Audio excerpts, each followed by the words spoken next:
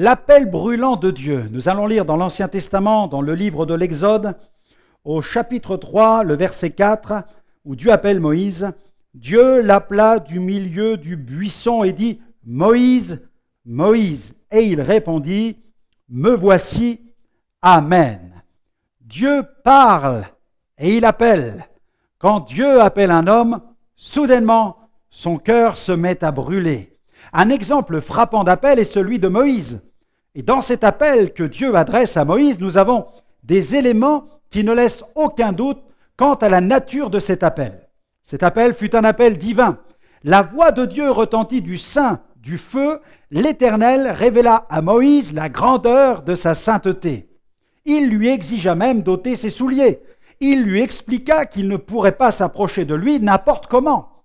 L'Éternel consolida la vocation de Moïse en incrustant sa vision même dans son esprit. Il lui montra qu'il allait devenir un grand libérateur du peuple hébreu. Moïse prit conscience de la nature de Dieu et de sa sainteté.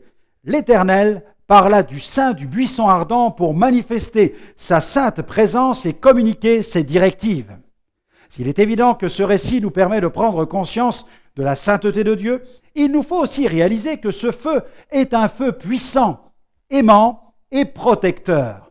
Lorsque nous nous penchons sur cette période de la vie de Moïse, il apparaît que Moïse était à un moment crucial de sa vie où il cherchait plus d'onction, plus d'intimité avec Dieu. La faim et la soif de Dieu gagnaient de plus en plus son cœur. L'onction implique une soif, une faim de Dieu. Elle implique une profonde recherche de la présence de Dieu. Il n'y a pas de secret. L'onction de Dieu ne vient pas par hasard ni par accident dans la vie d'un croyant. Sa venue est le résultat d'une soif, d'un désir profond, d'une recherche permanente et languissante de Dieu. Avez-vous soif de plus d'onction divine? Alors poursuivez le Seigneur dans son intimité. Mettez-vous à part pour lui. Une décision que je vous recommande aujourd'hui. Arrêtez de repousser sans cesse le moment où vous vous consacrerez entièrement à Dieu. Laissez-le dès à présent prendre le contrôle de votre vie et répondez sans attendre à son appel.